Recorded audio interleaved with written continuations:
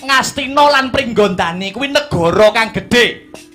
Aja nganti bisa direh kelawan Nalendra saka Jaban Rangkah, aja nganti bisa direh karo negara manca. Saora-orane negara Ngastina lan negara Pringgondani ngawijikake tekad ngas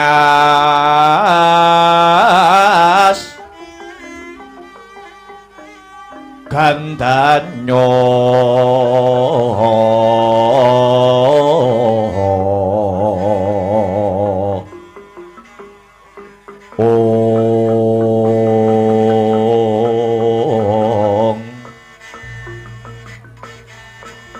maweh raras renaning driya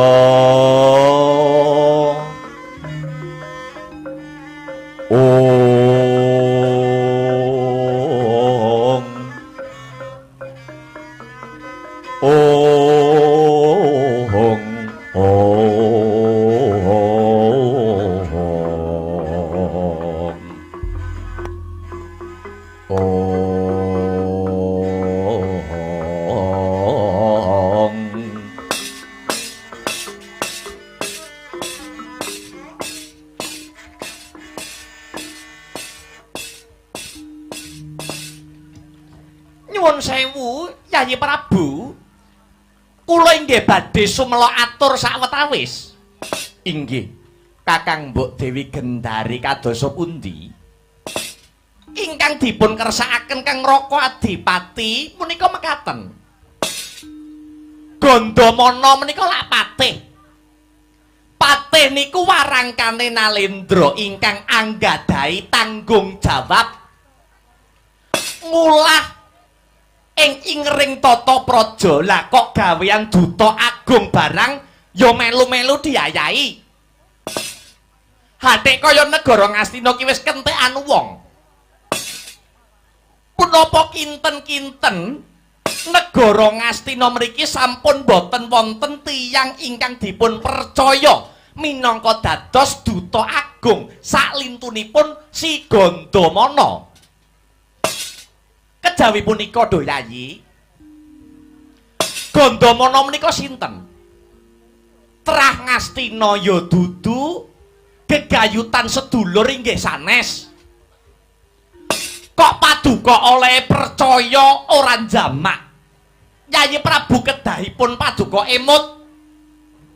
Bilih paduka wonten dampar Ngastina menika namung nindakaken kewajiban. Jalaran ingkang kagungan panguwasa sayektinipun boten wonten sanes kejawi Kakang Adipati Dastarastra. Pramila sedaya dawuh Yayi Prabu kedah ngagem dasar, kedah ngagem awawaton, sedaya kedah dipun rembak sesarengan. Lan sedaya keputusan menika kedah dipun sarujuki kalian Kakang Adipati Dastarastra. Inggih. Mangke rumiyin. Mangke rumiyin Kakang Mbok Gendari. Leres dawuh pangandika paduka nanging saderengipun Kang Rayipun Yama Widura badhe sumela atur. Ya ora dadi apa? Matura Widura. Leres. Bilih manut angger-angger wewaton kaprajan ingkang wenang ngasta pusaraning negara Ngastina menika Kakang Adipati Dastarastra, nanging awit Kakang Adipati Dastarastra menika ngrumaosi bilih panjenenganipun menika nyuwun sewu nandhang cala hina utawi caca netra. Mila dampar keprabon kanthi lega lila kapasrahaken sakwutuhipun dumateng Kaka Prabu Pandhu Dewanata. Dados boten leres menawi kalenggahanipun Kaka Prabu Pandhu Dewanata wonten negari Ngastina menika namung ngayahi wajib utawi agengipun namung minangka Prabu Wakil menika boten. Malah awit saking mulunging penggalipun Kakang Adipati rikala semanten Kanjeng Rama Prabu Abyasa lan Kanjeng Wa ing Talkanda Sang Maharsi Bisma bombong penggalipun satemah sami ngalembono dhateng lekasipun Kakang Mas Dastarastra.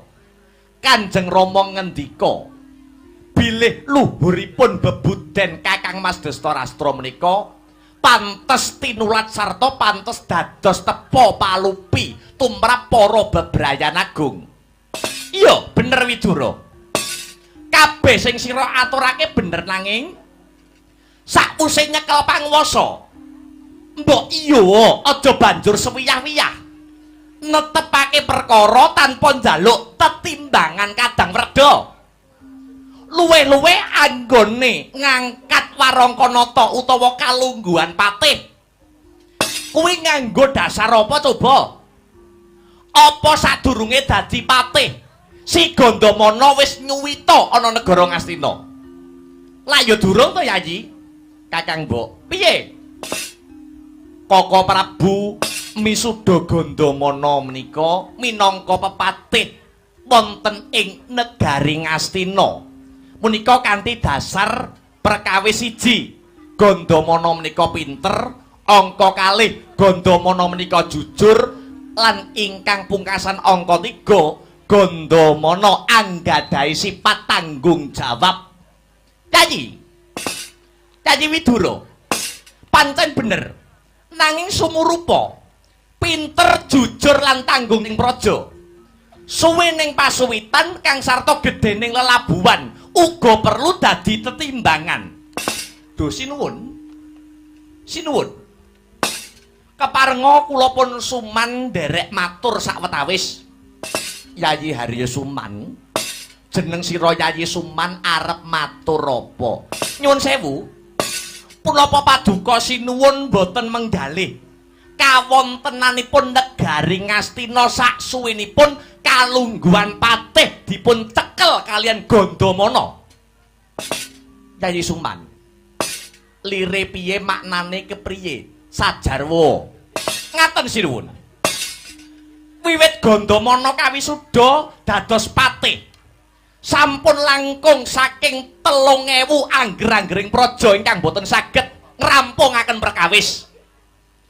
Nanging malah ngancam tumraping pananeming pawitan lan jagating pasrawungan. Sinuwun, sareng Gandamana nyekel derajat patih utawi kalenggahan pepatih mapan wonten ing negari Ngastina, utanging negari Ngastina menika pendak dinten boten suda, nanging malah sangsaya andodra.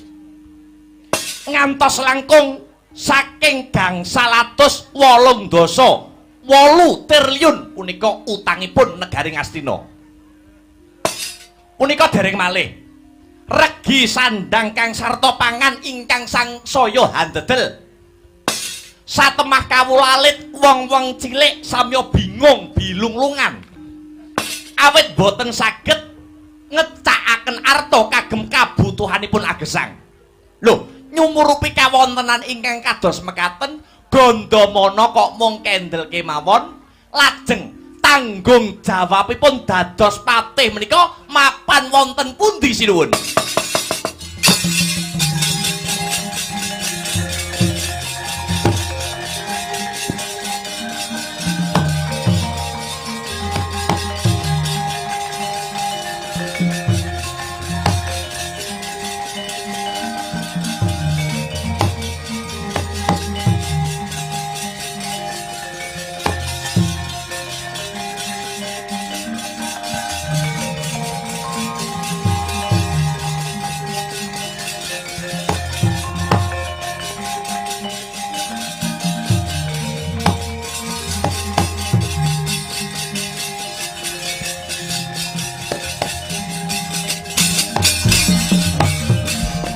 Mongko kanthi ning tumuwuk salami mong awase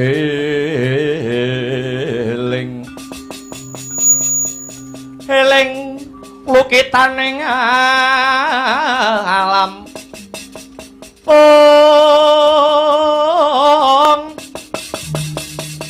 kadiwatyaning tumati supardi mring sasama samane manungsa sami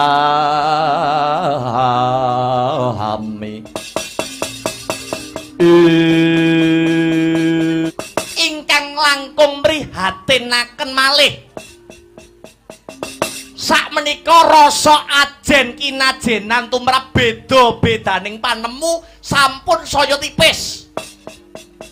Saya tipis. Kagerus saking pakarti ingkang kumawasa. Gugu karepe dhewe lan gugu benere dhewe. Tumindak rudha peksa sangsaya andadra, boten namung katindakaken dening ingkang sampun dewasa. Nanging ugi para kaneman, para nom-noman kalebet lare wingi sonten. Punika sampun wanuh-wani tumindak culika. Mila saking menika, Yayi Prabu, menawi sekirane Gandamana saandahanipun boten saged ngayomi para kawula, prayogi dipun ganti kemawon, prayogi dipun gantos kemawon. Dipun ganti kalian tiyang ingkang saged ngayahi pakaryaning negara kanthi sae. Punapa tiyang korup, tiyang narapidana utawi tiyang ingkang nate ndamel pepati menika mboten napa-napa. Dadi patih menika mboten napa-napa, hukume sah. Patone kalian ratu gustinipun menika anggadhahi kasetyan. Pun cekap atur kula sumangga dipun menggalih kanthi taliti, sumangga dipun pikir kanthi jembaring kawisaksanan Yayi Prabu Pandhu Dewanata.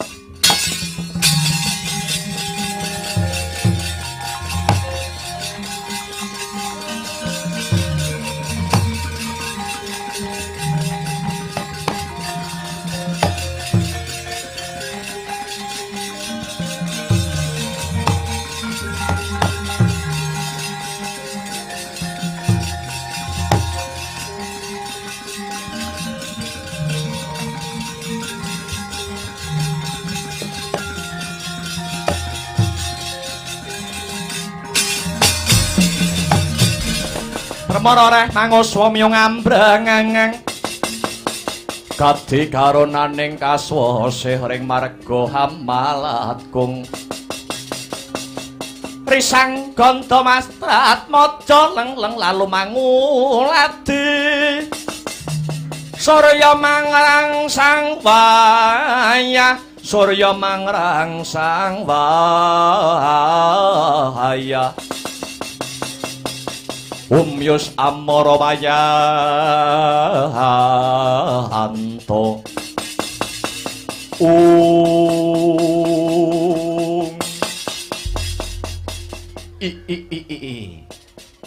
Ya jagat Dewa Bathara ya jagat Pramudita yang suksma mangadi luwih muga payungana sagunging para dasih Kakang Dipati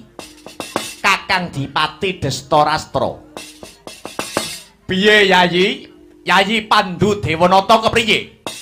Inggih Kakang. Sak sampunipun kula midhanget pangandikanipun Kakang mbok ngendari. Saha aturipun Yayi Harya Suman magepokan kelawan tandang grayangipun Gandamana minangka dados duta agung. Kula wangsuli malih magepokan kelawan tandang grayangipun Gandamana minangka duta agung kula pundhut wangsul. Sepisan malih Gandamana ingkang rikala semanten minangka dados duta agung dinten sakmangke kula pundhut wangsul. Selajengipun kalenggahan duta agung kula paringaken dhateng Yayi Harya Suman. Aduh Yayi Prabu, pun Kakang ora bisa paring wangsulan apa-apa kejaba mung sumangga kepiye mungguh becike Yayi Prabu Pandhu Dewanata anggone mranata negara Ngastina iki. Kakang Dipati inggih Yayi Harya Suman, kula wonten tinimbalan ingkang ngadhawuh sinuwun Prabu Pandhu Dewanata. Sira wiwit dina iki ingsun tetepake minangka duta agung negara Ngastina ngenteni kalungguhane si Gandamana. Inggih, Inggih Kanjeng Sinuwun inggih. Kula sendika ngestakaken dawuh. Namung kemawon setunggaling Nalendra netepaken kalenggahan menika menapa inggih namung cekap lewat pangandikan kemawon. Menapa mbipun tapak astani dening Paduka Sinuwun Prabu Pandhu Dewanata, Ratu Negara Ngastina. Oh iya Yayi Suman iya. Teko bener aturira Yayi. Yayi Widura. Kawula wonten tinimbalan ingkang adhawuh Koko Prabu. Yayi, sira manjinga ana ing bale panitra. Tulisen kalamunta ingsun anetepake Harya Suman minangka dadi duta agung saka negara Ngastina ngenteni kalungguhane si Gandamana sarta aja lali weneh ana tapak kekancingan negara Ngastina. Tumuli aturna pun Kakang, ingsun uga bakal napak astani Yayi Widura. Nuwun inggih Koko Prabu ngestokaken dawuh Paduka Kanjeng Koko Prabu.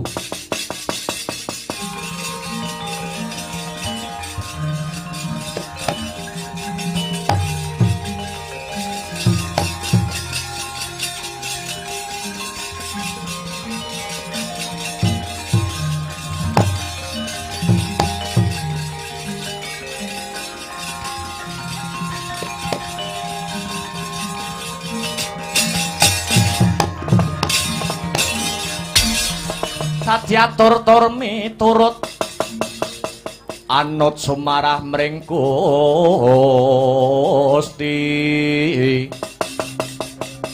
dene Siti Myang Utama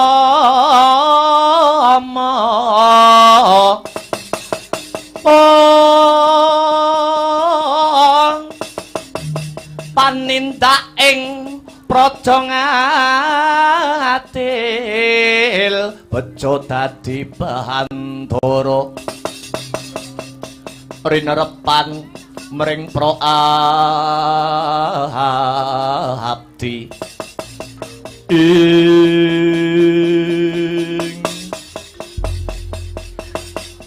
Yayi Harya Suman kawula nuwun wonten tinimbalan ingkang adhawuh sinuwun. Iki nawala kekancingan kang isine kang surasane wiwit dina iki sira sun tetepke minangka duta agung negara Ngastina ngganteni kalungguhane si Gandamana. Kawula nuwun inggih sinuwun ngaturaken gunging panuwun ingkang tanpa upami dene Sih Wilasa ingkang Paduka paringaken dhateng jasad kawula. Lan Paduka sinuwun sampun paring kapercayan dumateng Kang Rayipun Harya Suman. Yayi Suman iya. Reh nenawala perjanjen antaraning panjenenganing sun lan Nalendra Pringgondani Prabu Tremboko. Wis kebacut ndak paringake marang Gandamana. Mula mangsa Baranga anggonira bakal njaluk kanthi aris saka tangane si Gandamana. Kejaba saka iku murih ora nuwuhake daredah nggonira lumaku duta marang Pringgondani Sun Pundhut Bisawa makarya bebarengan kelawan si Gandamana. Harya Suman. Oh inggih sinuwun inggih. Kawula nuwun inggih. Kawula nuwun inggih sinuwun dhateng sendika mangestokaken dawuh. Arada maju lungguhmu, arada majuwa lungguhmu. Tampanana wujuding nawala kekancingan iki Harya Suman.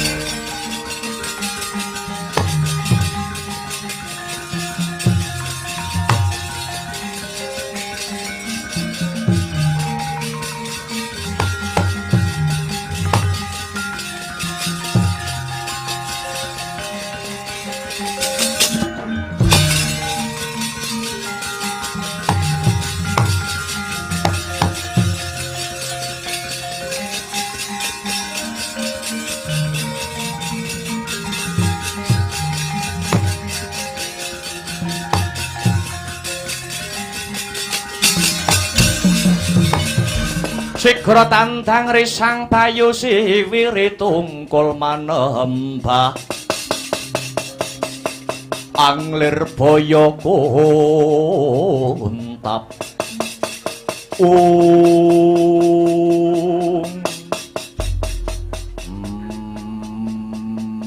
Gandamana pamanku Bratasena nyadhong dawuhmu sajak sumengko kang dadi lakumu paman. Pamanku Gandamana kowe arep menyang endi paman?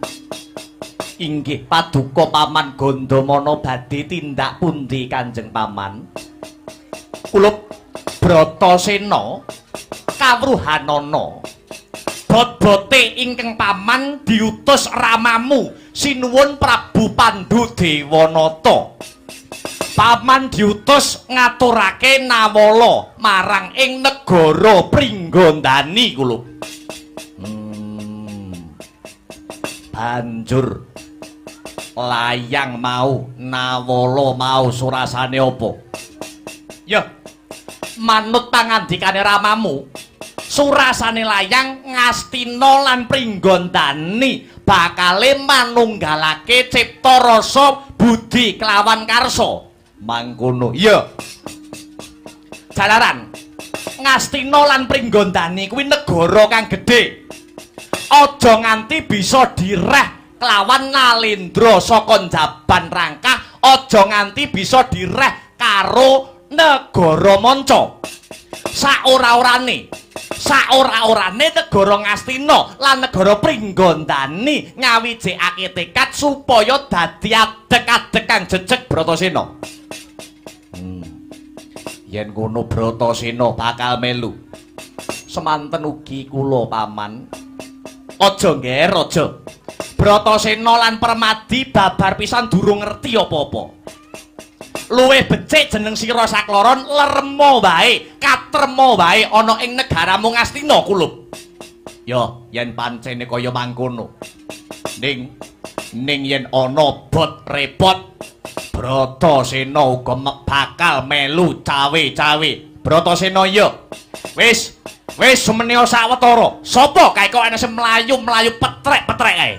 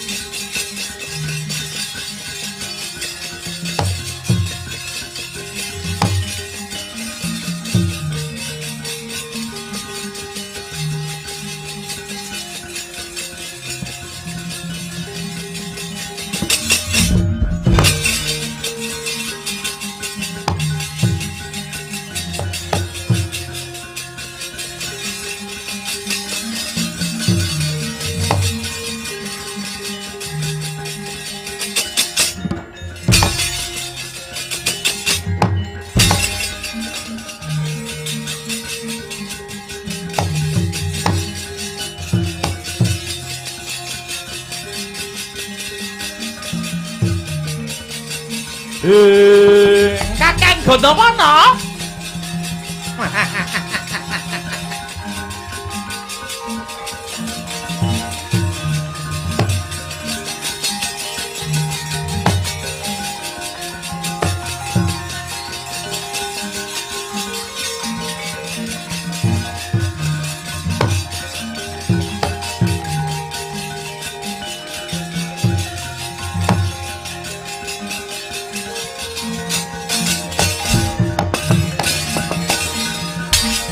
Lagi cawangan sabda Horekang sumewa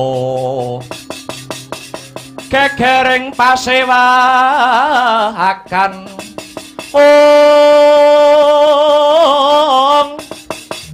kata samyana harga wonten dwirada mekta pedhot saking wantilan saweneh anarga kudu ngrapandehangan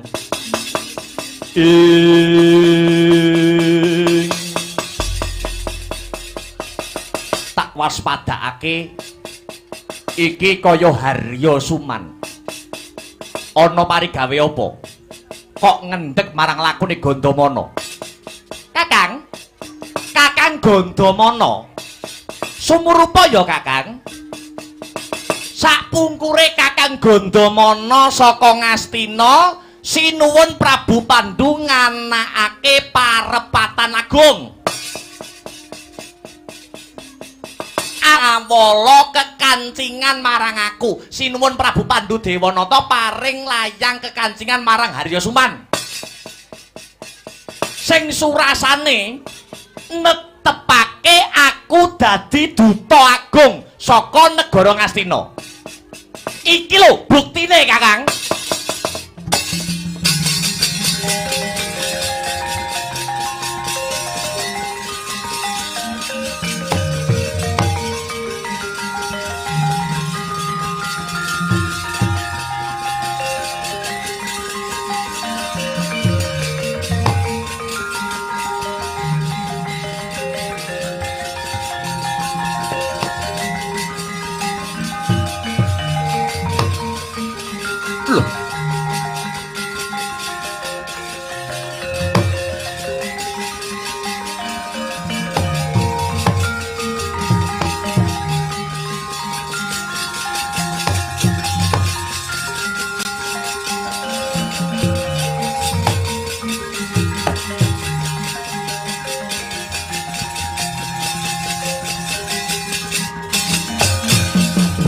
Agyatari sang kapirang ngurinang dul kinempit kempit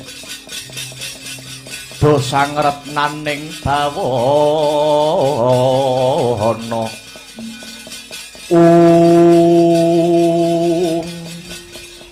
piye Kakang Gandamana percaya apa ora wong ya nyatane kuwi ditapak astani kelawan Prabu Pandhu Dewanata pribadi Kakang Gandamana. Iya. Iya. Ingsun bisa nampa. Lah ra kudune ngono. Banjur saiki karepmu piye? Mangkene. Jumbuh kelawan kalungguhanku dadi duta agung. Mula lawala perjanjen pirukunan antarane Ngastina kelawan Pringgondani sing wis mbok gawa sing digawa karo Kakang Gandamana tak jaluke ya Kang tak jaluke aku dhewe sing bakal maringke layang mau marang Prabu Tremboko ing negara Pringgondani Kakang Gandamana iya ya wis yen pancen kaya mangkono nawala perjanjen pirukunan ndak pasrahake marang jeneng sira Yayi Suman. Lah rak ngono. Aja sumelang rasamu, Kang. Ning tak jaluk Kakang Gandamana mesanggrao wae ana kene ya, Kang. Perlune yen ana payo-payo mengko Kakang Gandamana bakal tak sasmitani. Yo, ora liwat ati-ati sing dadi lakumu. Kene layange wenehno aku Kakang Gandamana.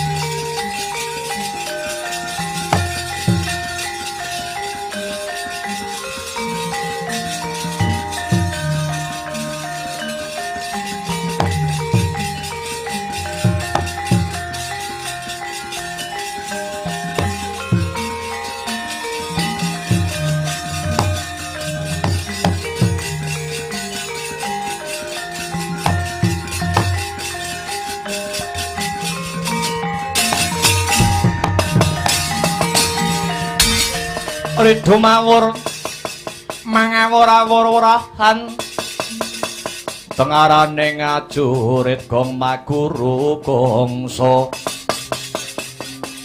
tetek kaya butula war pangri ing turang gesti minyuwang duwaja kang kekitir ora kata ingkang duwaja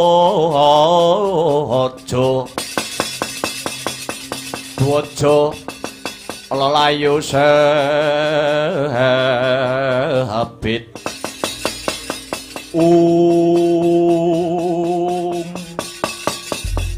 Kang Mas kula Kang Rayi Paduka pun gojaksa cumadong dawuh Kakang Mas semanten ugi kula Kakang Mas kula Kang Rayi pun sora basanta cumadong dawuh Kakang Mas patingalipun Paduka Kakang Mas Haryo Suman nembe karenan penggalih ketitik sumringah pasuryanipun semanten ugi kula paman kula pun Kurupati cumadong dawuh ladalah ya paman Suman ketoke lagi seneng ketoke lagi bungah dupes esuk prei piye man Karto Parmo cumadong dawuh paman Surtayu ugi cumadong dawuh paman ya pancen bener kandhamu kabeh dina iki atine Haryo Suman lagi seneng atiku lagi bunga atiku lagi bobong ning yo abot tanggung jawabe Haryo Suman sumurupa menawa sak mengko sinuwun Prabu Pandu bakale memangun kekadangan memangun paseduluran utawa rasa memitran ngeraketke rasa paseduluran kelawan Prabu Tremboko ing negara Pringgondani kamangka wiwit duk kuna makunane Ngastina lan Pringgondani kuwi mungsuh bebuyutan mula banjur jubriya rasane Haryo Suman aja geleme dijak seduluran kuwi mung kanggo siasat golek lenane wong-wong negara Ngastina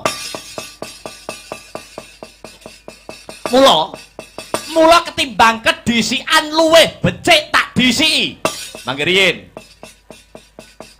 nalaripun kados pundi Kang Mas kula kok dereng dungkap kalian lekas Kang sarta niat Paduka Kakang Mas Haryo Suman lah iki ngene ing ngarep aku wis kandha atiku seneng krana dina iki Haryo Suman wis kawisuda dadi duta agung saka negara Ngastina oh lalak ngaten ya minangka gantine Gandamana aku duta agung saiki Haryo Suman pangkate duta agung aja padake ceng-cengpo nggih duta besar nggih man ya sae man sae mula kuwi mung bae saiki aku bakal njaluk senjata pitulung luwih-luwih marang Yayi Gojaksa lan Yayi Sora Basanta kang sarta kabeh wadyabala saka negara Plasa Jenar kersanipun Kakang Mas Haryo Suman kados pundi dina iki kowe tak perintah mbebutek suwasana negara Pringgondani kanthi gawe oneng kelawan negara Pringgondani nyelundupne omben-omben lan pil koplo sing dadi larangane negara mbegal ngecu brandal ngerampok lan ngruda peksa wong wedok ana negara Pringgondani lah menawi niki mengke kunangan menawi niki mengke kadenangan kados pundi Kakang Mas lah yen to nganti kowe kabeh konangan. Yen to kabeh kowe konangan kasarane tembung yen nganti kowe iki mengko kok kecekel, kowe ngaku-ngakuwa wong saka negara Ngastina. Ngakuwa kowe kongkonane Gandamana. Kok ngaten nalari pripun to, Man? Kula kok dereng dungkap niat jenengan. Wis kowe wong-wong Kurawa ora usah kakean pitangonan. Bakune kowe manut karo pamanmu Haryasuman. Yen ana kasile, yen ana kasembadane, iki mengko kowe kabeh ya bakal melu ngrasake kamulyan. Kowe durung ngerti. Kabeh para Kurawa durung ngerti marang reka dayane wong tuwa. Anggonku tumindak ngene iki pamrihku gawe eleke jenenge Gandamana. Dene pengajapku sing luwih adoh, gegayuanku sing luwih adoh. Aku kepengin mulyake kowe sak kadang sata Kurawa. Ben besuke entuk kelungguhan ana negara Ngastina, ben para Kurawa entuk derajat kang sarta pangkat ana negara Ngastina. Mula yen Gandamana isih meger-meger urip ana negara Ngastina, tangeh bisane kowe bakal entuk kamulyan.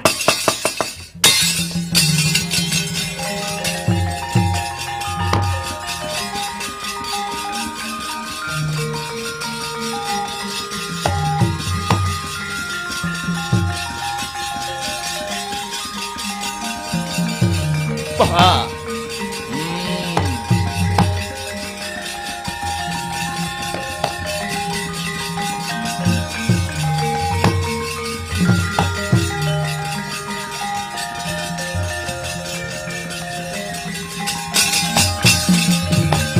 Negara bala kang tumingal prang tanpa samya medali lir tatit wileting kodo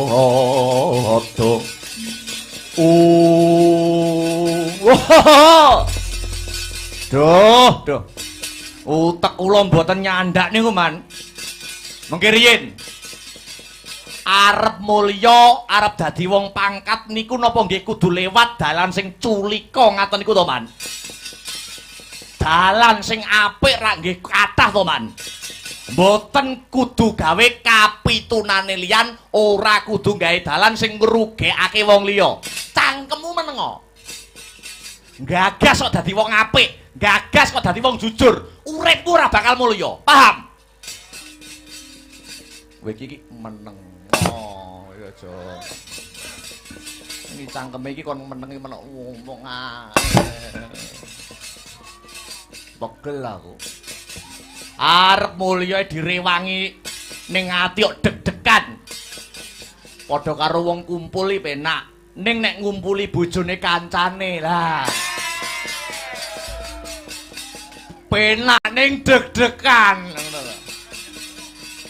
Kuwi malah tantangan goblok. Piye carane ben tetep ora konangan, ngono lho.